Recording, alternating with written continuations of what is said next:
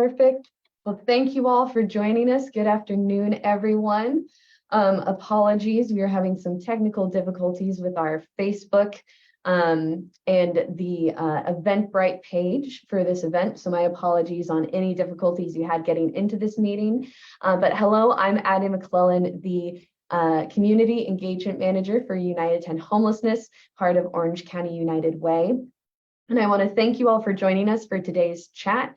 Last month, the community chat we talked about how homelessness impacts people with disabilities, specific challenges people might face, different responses that need to be in place to help people who have disabilities who might be impacted by homelessness. So if that is a topic you're interested in, want to learn more about, we have a recording of that community chat on our YouTube channel, and that link should be appearing in the Zoom chat box for you all to view. For this month's community chat, we're going to be taking a look at an essential component of Orange County's system for addressing homelessness, the Orange County Continuum of Care. So for today's chat, we're going to be learning about what a continuum of care is, what it does, what role it has to play in our community in terms of addressing homelessness, funding for homelessness in Orange County, data, all those different things. So I'm really excited for today's event because I know I'm going to learn things and hopefully you all will as well. To walk us through this chat and this topic on what a continuum of care is, we have Dawn Price, the Executive Director of Friendship Shelter and the Chair of the Orange County Continuum of Care Board. We also have Dr. Shauntina Sorrells, the Chief Program Officer of Orangewood Foundation and the Secretary of the OC Continuum of Care Board. And we are also joined by Tim Shaw, the former Chair of the OC Continuum of Care Board and a current member as well. So thank you all so much for joining us today. Thank you for sharing your expertise with us. And I'm just going to drop us right in and start us off with the first question of Dawn. Could you just quickly tell us what is a continuum of care? What is that? And where did this idea come from? Right. Thank you so much for having us, Addie. This is a question that I think a lot of people have, and there's some sort of mystery surrounding the continuum of care, I think, for general public people and for some of the people who don't work directly with us. So I appreciate the chance to clarify. A continuum of care is actually a HUD-mandated body that was mandated during the Hearth Act, and every region of the country that receives HUD funding for homelessness response and housing has a continuum of care. So you will find this body in any region. Our continuum of care and the mandate from the government is that we be comprised of organizations and individuals with an interest in and experience in working in the systems that make up and interact with the homeless response system. So the Continuum of Care Board is the governing body, but the Continuum of Care is much larger. It's made up of a general membership that really anyone with an interest in this work or wanting to be more involved can join the Continuum of Care. And so I think we have that link to put up later for folks who have an interest in how they could become a member. Our membership is made up of both organizational memberships, which, like my organization, Friendship Shelter, is a member as an organization, and I'm one of the designated voters from our organization. And then individuals can join as well, and they also have a vote and a say. And then the continuum at large elects the board members, and then the board members elect its leaders. So that's basically how we operate. I think we're going to get into later what we do, but our purpose is to really, simply stated, to manage funds that come into our system and make sure that our system is effective. Thank you, Dawn. That was an excellent starting point to get this conversation going. Thanks. Tim, I'll pass this next question first to you, and then Dawn, I'd like to pass it back to you as well. But Tim, what does the Orange County Continuum of Care look like, and what does it do sort of on that day to day? What sort of getting more into that role that the continuum of care plays in our community? Dawn touched on it, but I'd love to hear you go into that even deeper. Yeah, and I think it's interesting to connect it to the history of it as well, because it is not the same as it was when it started. And really the history of the Continuum of Care Board goes back to around 1995, 1996, when the Federal Department of Housing and Urban Development, they basically consolidated all of their homeless programs, and they created what they called a super notice of funding availability, super NOFA, and it became a national competition. So Orange County at the time, our infrastructure was pretty rudimentary, pretty elementary at that time in terms of the organizations that existed, a system of care that existed, a system of response that existed around homelessness. But we did have an Orange County Homeless Issues Task Force that was founded by then State Senator Marion Bergeson, luckily, and we had some really good people at the county who decided that we would go after this in a national competition and compete with everybody else. And it's a good thing that we did, because that first allocation was around $7 million. I think it was $7.1 million. And since that time, it is now upwards of $500 million that has come through renewals just from that first stage. But I think it's really interesting to understand and good to understand that what the continuum of care was mandated to be and do at that time is very different than what it is mandated to be and do now. Back then, it was simply created to manage the pass-through of the federal continuum of care dollars that were allocated through this SuperNOFA process. And for years, it pretty much functioned just like that. That's what it did. And on an annual basis, there was a process to submit your application back to HUD. HUD would decide whether or not you got renewed funding. The funding would come, it would be allocated out. There were measures and systems that were put into place for quality control and ensuring accountability of the funds and all that kind of stuff. But that was a pretty straightforward mission for the continuum of care. What changed was when the state of California started allocating large pots of money to address homelessness. And they were looking for local entities through which they could route these dollars that already had an infrastructure set up. So these are now sources of funds that the Continuum of Care Board manages, like you may have heard of HAP and HEAP and KESH. These are state sources of dollars that now flow through the Continuum of Care Board. So on an annual basis, we may allocate anywhere between $30 and $50 million into the system. Now, we're not the only entity that does that. And I think it's important to understand that we also partner with the County of Orange. Every continuum of care, no matter where it is across the country, they choose their own, what is called an administrative entity. And even though the board, myself and Dawn and Dr. Sorrells, we serve on the board with other community members, people doing this work. We're the governing body for the continuum of care. But we have chosen the County of Orange as our administrative entity, and they have been that from the beginning. So they have a whole range of responsibilities to manage the granting processes, the grant reporting processes, interfacing with other continuums of care, best practices, systems improvement, things like that. So it's a real partnership to manage all of these pots of funds. And the last thing I'll say about kind of what we do today is the continuum of care has evolved to be very adaptable, right? And I'll give you an example. Recently, during the pandemic, there were emergency housing vouchers that were released by the federal government. Well, out of the blue, the federal government decided that the local continuums of care boards would be responsible for working with the local public housing agencies. So Orange County Housing Authority, Santa Ana Housing Authority, Anaheim, Garden Grove, the housing authorities, to determine the prioritization of the use of those emergency housing vouchers. That is certainly not something that was envisioned back in 1996 for the continuum of care to be involved in. But we adapted, and because we have this platform, right, we're able to adapt quickly and meet needs that emerge and be kind of a linchpin and a hub, through which a lot of this stuff can be managed. So there's a lot more we could say about that, but that gives you a little bit of a general overview of what it looks like today. Yeah, Thank you. I'll just jump in with, some specifics that kind of bumped nicely off of what Tim just said. I think one of the biggest things that's changed since 1996 is the importance of data in our decision making and in ensuring that we have an effective, efficient system. And so we are responsible.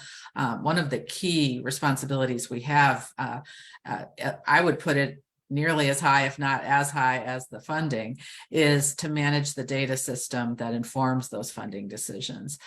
We select our system. There are multiple vendors that provide a homeless management information system. So we select that provider. We select a local administrator. 211 OC does that work for us here.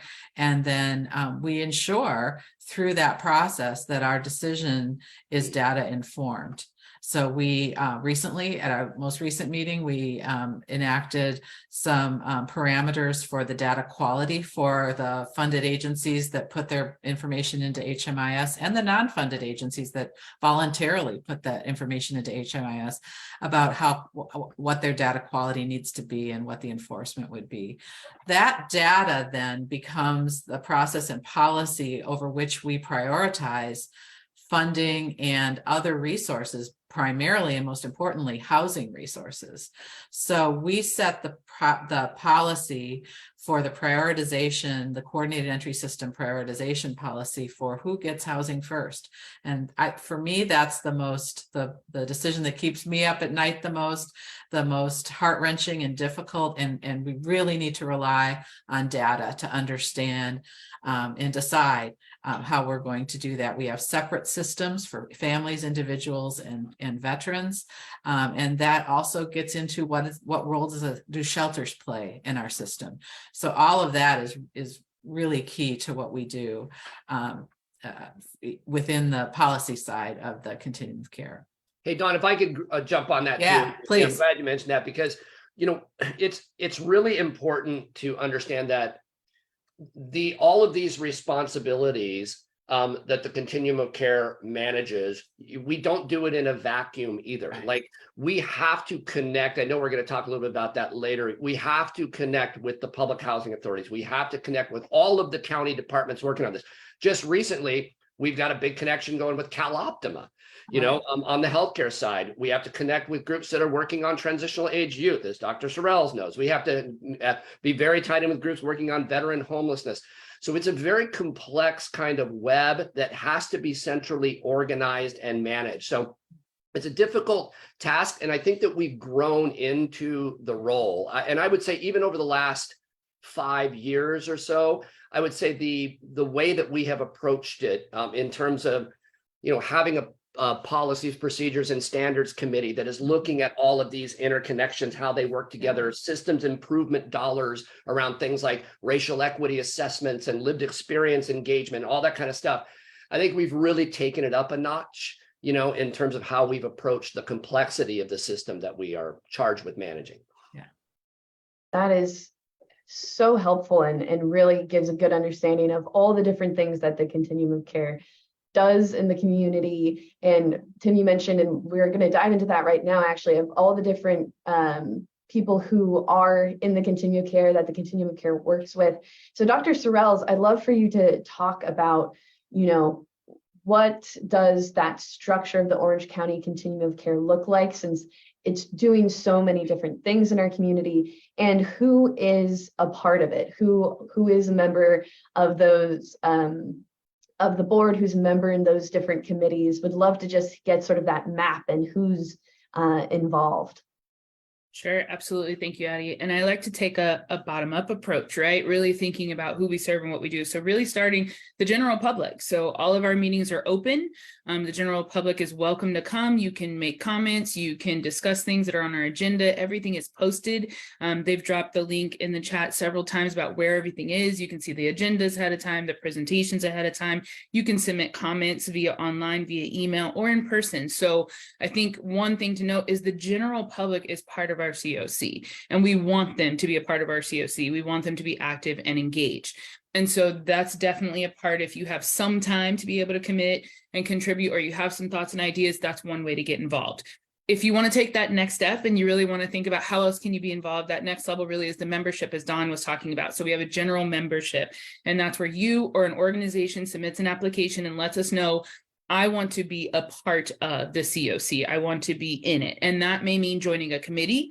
It may just mean coming to the meetings and listening and taking your time before you decide where you fit in. It may mean that eventually you might run for being on the board in one of the seats. But any of those are options. But our general members really help us because they vote for who gets on the board. So that's really an important role, and it has a really high stake in making sure where the COC is going and what you want it to look like as the general membership. We need you to help us guide that. So our general members, our organizations, individuals who contribute in that way. Then our committees, and our committees, we have several committees. All of them are posted again on the website. I'll speak in a little bit specifically about the committee I run because I can break it down that way. But as Tim even mentioned, we have a policies and procedures committee. So if you have thoughts or ideas about the way things operate, that's the committee to go to. We have our coordinated entry system committee, and that really is an area if you're thinking about how people get into our data, our system, as Don was talking about, and how that operates and what that looks like and how we prioritize certain things. That's the CES, it's for you. We have a lived advisory experience committee, and that's for folks who have lived experience, and we'll talk about that in a little bit too. We have our TAE committee, so if transitional age youth 16 to 24 is your thing, we invite you to come on over. And then we have a couple other committees, which there's something for everyone to, and I would take up all of the time and if I kept talking, but we have our providers meeting and forum. We just have so many different avenues for folks to get involved at the level that they're comfortable. And it doesn't mean you have to be an expert or you come in knowing everything as that general member. You're coming in, you're learning, you're getting to know things, and you're helping us figure it out. And you may bring insight from the outside from whatever your field or advantage point is, and we welcome you. And then there's the board membership, and that's you've been voted on into a specific role on the board. We have very clear seats for certain things, and then we have some general seats. So for example, I sit as a TAE representative because I work for an organization that only serves TAE, and I myself have lived experience as a TAE experiencing homelessness. So therefore I sit in that TAE seat. We have folks in our veteran seat. We have folks in a family seat. We have folks who represent different populations that we serve. We have a lived experience seat. And that is our general membership of the board. And those folks all have voting rights on the things that are put forth in front of the board to vote on. And then we have our officers. And our officers, as mentioned before, are voted by the board. We have our chair, Madam Chair, Don, we have our vice chair, and then the secretary. And those are three roles that really help us steer and guide, if you will, is the way I would say it. So making sure like what is going to be on the agenda, what is going to be before the board, what are the things we're going to be discussing and talking about, what flow, what's the timeline. So that's really how the officers help lead and guide the board. And so those are our different levels of the board and how you can get involved, and we welcome you. Thank you, Can I Dr. jump back to something that Dr. Sorrells said? I think it's really, really important. And I mention it all the time when I'm talking about the Continuum of Care Board. And that is this idea of public input. And I'm so glad you started there, Dr. Sorrells, because I think that gets lost a lot. Homelessness is a frustrating subject for the general population. It just is. You know, the people I talk to when they find out that I work on this in any sort of in-depth way, you know, they have more questions than answers, and people want to be compassionate, but they feel a sense of compassion fatigue. They don't understand why we can't solve this problem. We can't, you know, and there are very few places to go to vent that frustration. And in a place where there's some efficacy, where it's not just complaining, whining, you know, moaning about the problem, but that where there can actually be some solutions. And while there are groups like the Commission on Homelessness, which is really a county body that we do liaison with, right? And we appreciate the time and effort, and their advisory role is important to the Board of Supervisors. They don't control money. They don't control really a whole lot of policy, right? And so you can go and have a voice there, but it really doesn't have a whole lot of effect. You can come and have a voice. I mean, we have had situations where people have come and brought things to our attention in public comments that we have then researched and put groups together to discuss and have led to changes in the way that we operate. And so As much as that can be a frustration sometimes because meetings can get long and people are upset and frustrated and sometimes they don't have all the information, it's absolutely necessary. And I think that's one of the roles that gets overlooked for the COC. We're one of the only places where people, and this includes homeless people experiencing homelessness, can come and they can have a direct say into the process, into people who are designing the system of response. So I think it's a really important part of what the continuum of care provides. Thank you, Dr. Sorrells, and thank you, Tim, because it is so helpful to hear who all is involved in the continuum of care. It's so helpful to hear about who's in the membership, all the different layers of where people can be involved. And it's also, we've heard so much about what the continuum of care does. And I would love to sort of flesh that out even more to get a really big understanding, because Tim, you talked, and Dr. Sorrells, you talked about all the different entities that are involved in addressing homelessness in our community. There's from our local county and the programs it runs and the commission to the state of California, to even the U.S. Department of Housing and Urban Development. There's so many different entities involved just in our community. And so, Dawn, I'll hand it over to you to start to help us understand, well, what can the continuum, the OC Continuum of Care do on its own, and what can it not do? Sort of getting an understanding of who's involved and what can and can it not do. So I'll hand it over to you.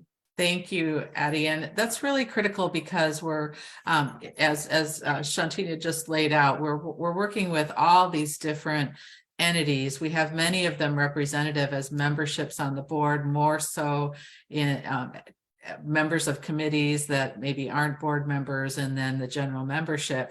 It's our responsibility to be constantly looking at that mix and understanding who's at that table, and are we incorporating the right people. It's very critical. I just want to underscore that include people with lived expertise, people who have been in a system, people who have had the experiences that are associated with being homeless and can really speak to that and keep that voice there. I think a group of entities that we haven't mentioned that are really critical in Orange County are the different cities and the city governments. So just take a moment to talk about that. We're unique in Orange County. There is not a single central city. There is not a mayor who is as powerful or more powerful than a board of supervisors, or can really set an agenda and have a mandate to work in a certain way. Instead, we have to rely on the collaboration and cooperations of multiple cities, which have multiple constituencies, many city councils, city staff, and that's a challenge and an opportunity both. And so we really have to, this has really primarily come out in how we've added shelter beds in our county, because those have largely come through collaboration of specific cities together, and in many cases, cities acting on their own. And so I think our role there is to understand the role we play, which is that we have the access to the money, and make sure that we're rewarding that cooperation in ways that really help communities find ways to work together. So that's just a little bit about an addition of the entities that are involved.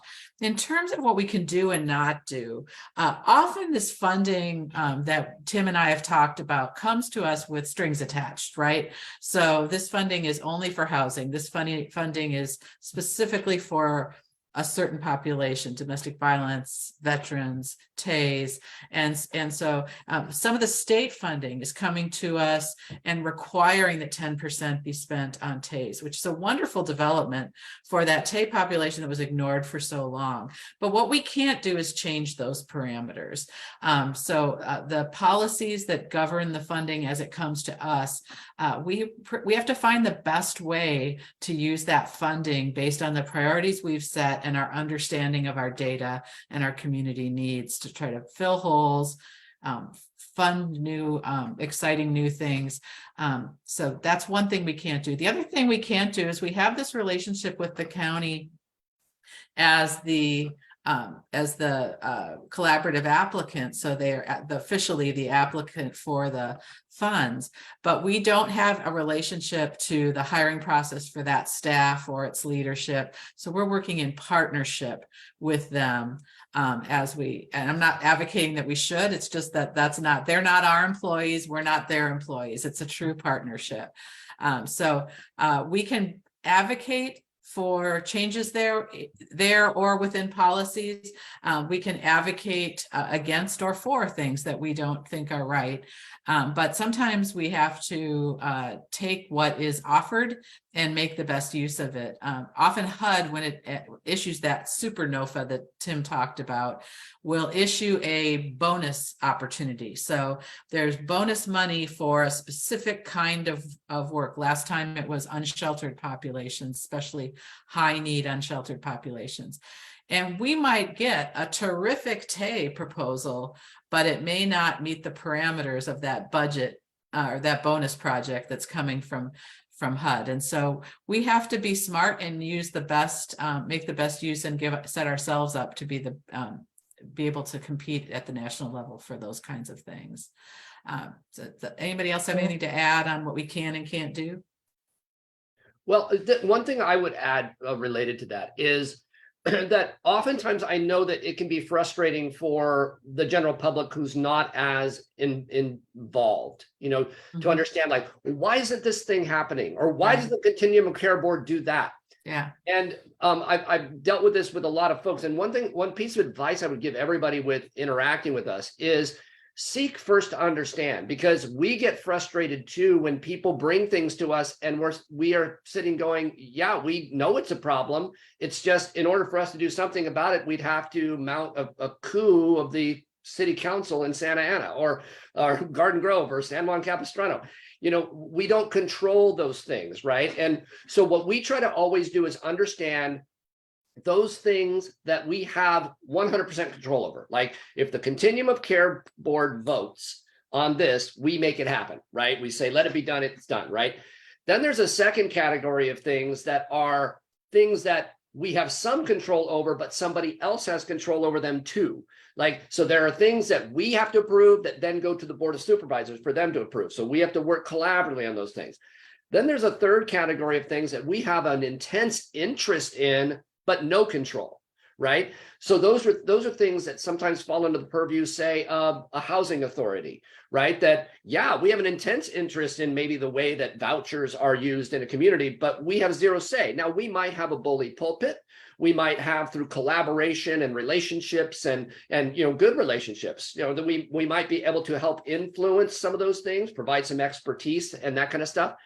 So I think it's important for folks when they're interfacing with us to understand and do a little homework first to try and understand and come and learn a bit before you start going, do this, do that, right? Because we can't always do the things that you want us to do.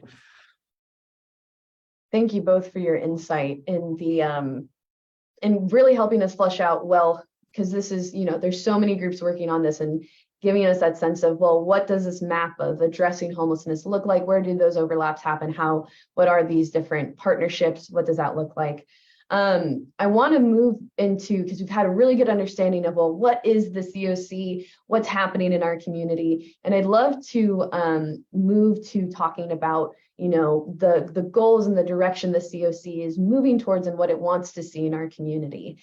And I know that recently there was a vision that was released, and Tim, I know you had a very big hand in that. So I'd love to have you talk more about that vision, what role the COC board is taking in the future, and what it wants to focus on moving forward. Sure. Yeah, and I want to, credit, obviously, and I don't think we've done this yet, but credit the staff, at the county who serves as the staff for the Continuum of Care Board through this process. This Continuum of Care Board has really never gone through a fairly comprehensive strategic planning process, right, and visioning process.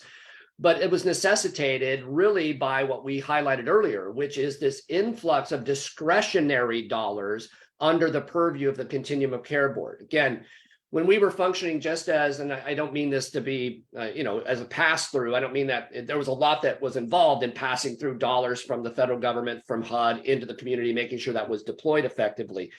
But when you add a layer of discretionary, millions of dollars of discretionary money, you have to be much more deliberate about planning. What story of the future do you really want to make come true with those assets that you control, right? And how are you going to deploy those effectively? And so we went through a process that was a pretty ground up process in that we, engaged all the folks on the board. We had, listening sessions and opportunities for other people to have input into the process. We brought forward several iterations of a leadership vision for the Continuum of Care Board, basically a 3-year leadership vision. And there's a link in the chat where you can go and you can read this. I'm not going to read it to you. I will tell you that it has 6 strategic aims, we're calling them, or kind of long-term goals that we want to accomplish. And the thing that's, I think, most important about it is that it kind of establishes a level of accountability that, and I'll editorialize a bit, and that I think has been missing in the county. This is an issue that it's easy to kick around the responsibility and accountability for, right? As Don mentioned, we have 34 cities in Orange County. There's not a single entity that really controls anything, the mechanisms here. When it comes to things like housing and homelessness, you've got basically 34, 35, if you count the county, entities that have entitlement control. They're the ones who can decide whether or not a home key project goes in or it doesn't go in, or an affordable housing development gets approved or it doesn't get approved, or a shelter gets approved or it doesn't get approved.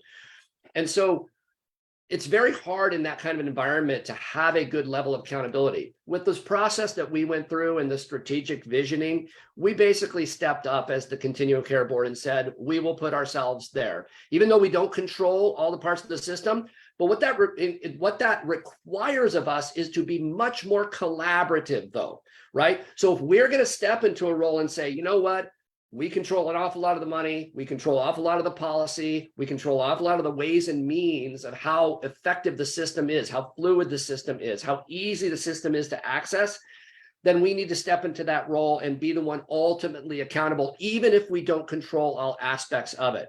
So when you read through those 6 kind of long-term goals and strategic aims, and then some of the objectives, the specific objectives that are related to it, understand it in that context, that this really reflects the growing role of the Continuum of Care Board, and even related to that, the expansion of the board. If you look at our board now, as opposed to the way it was 5-6 years ago, it's very different. It's more diverse in every way that you can imagine. It's more diverse, right?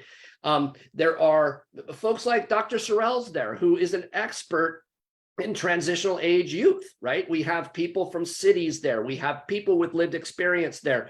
We have people who represent veterans there. We have anything you want to know. Family homelessness. Cal Optima is now on the board. Anything that requires visibility and needs to speak into the system is now represented on the Continuum of Care Board.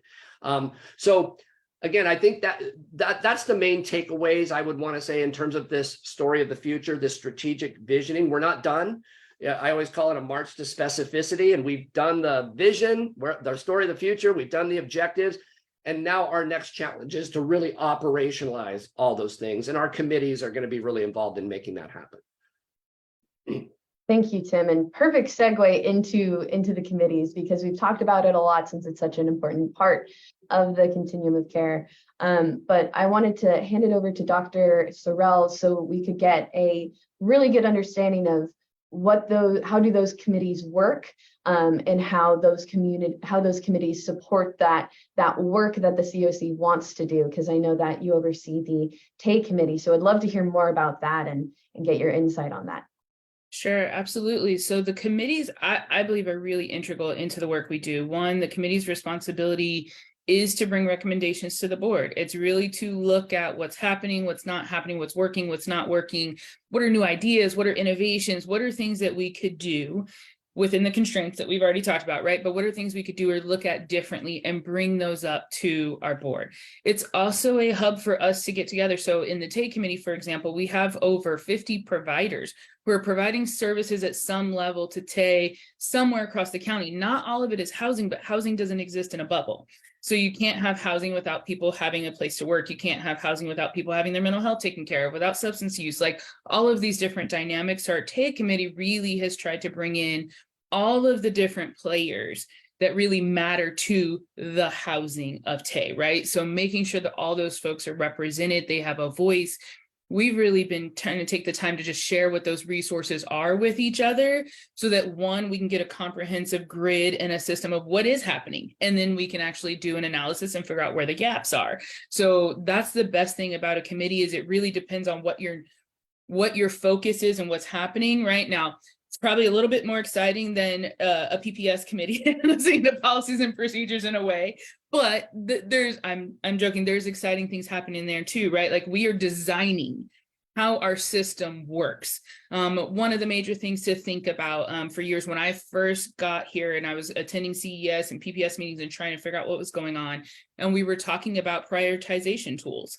And so at that time, our community was using the SBDAT, which is a service prioritization tool, to determine how to prioritize folks for different housing resources. And a lot of concerns had come up from the community about utilizing this tool. I myself had concerns because there's equity issues with that tool when it prioritizes utilization and people of color are not high frequent users. So just in that reality, that tool was not serving all of us. And the people in these committees and the people in our membership brought that up and said, hey, we shouldn't be using something like this.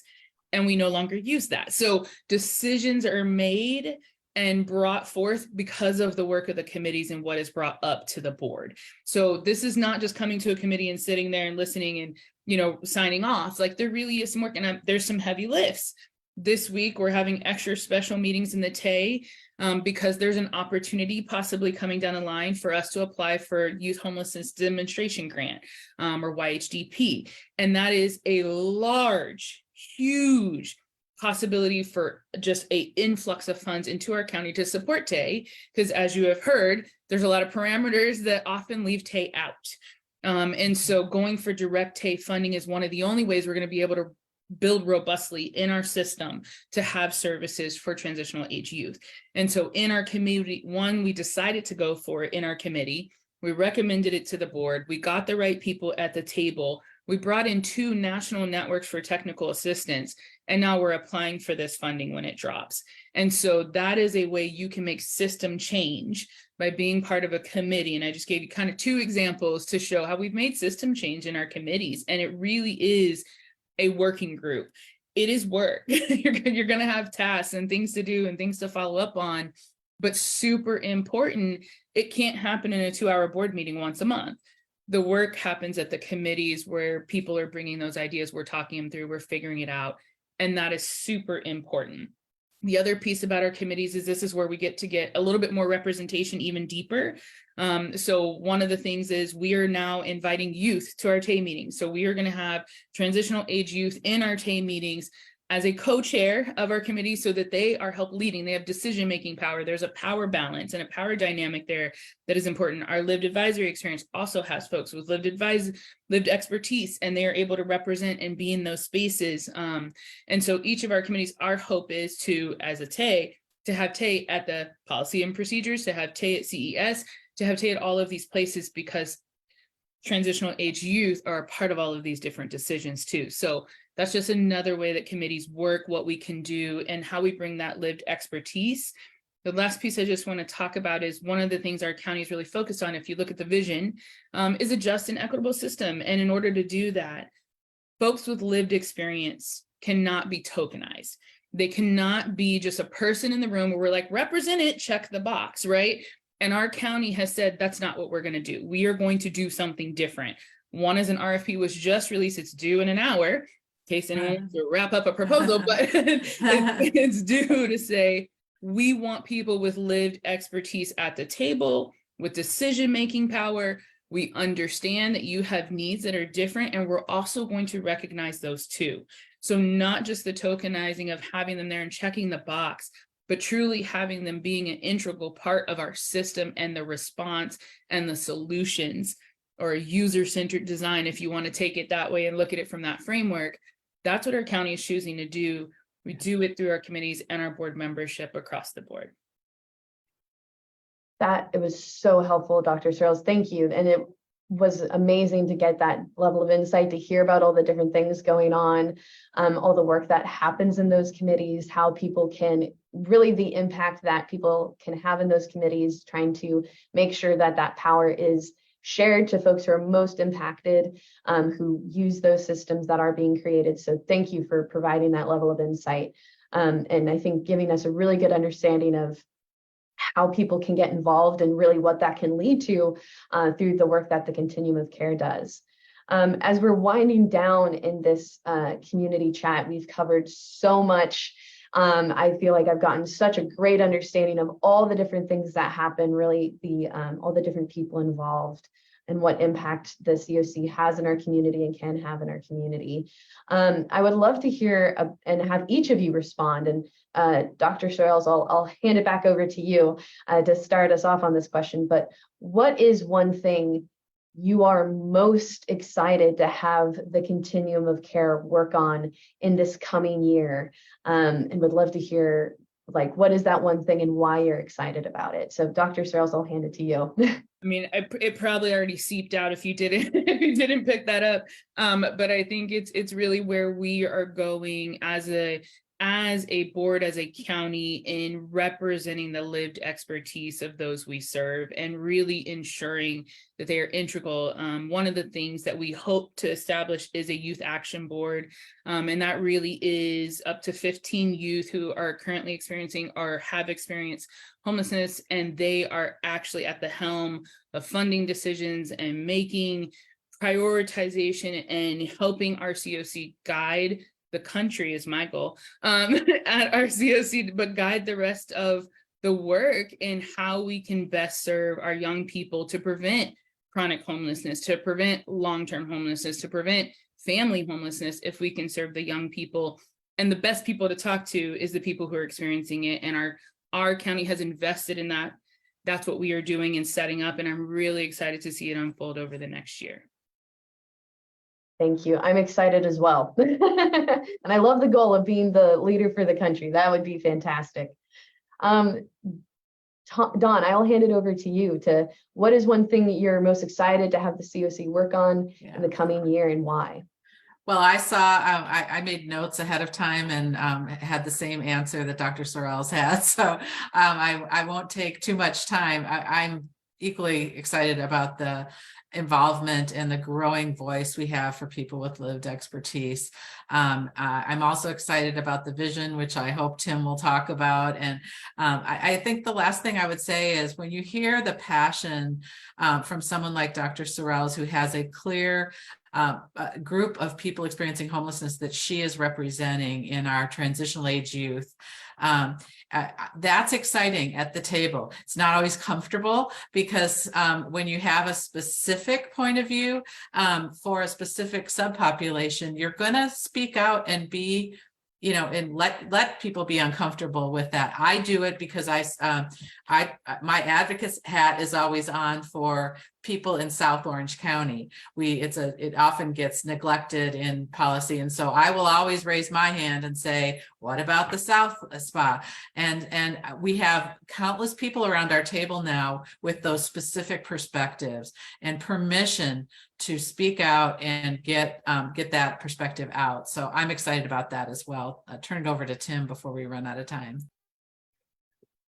Yeah, my answer is pretty much the same. I mean, the Lived Experience Advisory Committee was something that was really important to me personally. When I was the chair, it was one of the goals that I set when I was the chair, that I wanted to see us finally get that established. I've been super honored and super fortunate to have helped them think through their own planning and what are some of the recommendations that they would like to make and speak into the system. Just recently, I'm really excited for people to see that work because they are really committed. They are really creative. They have good ideas and they have a perspective that is not replicable unless you truly have lived it.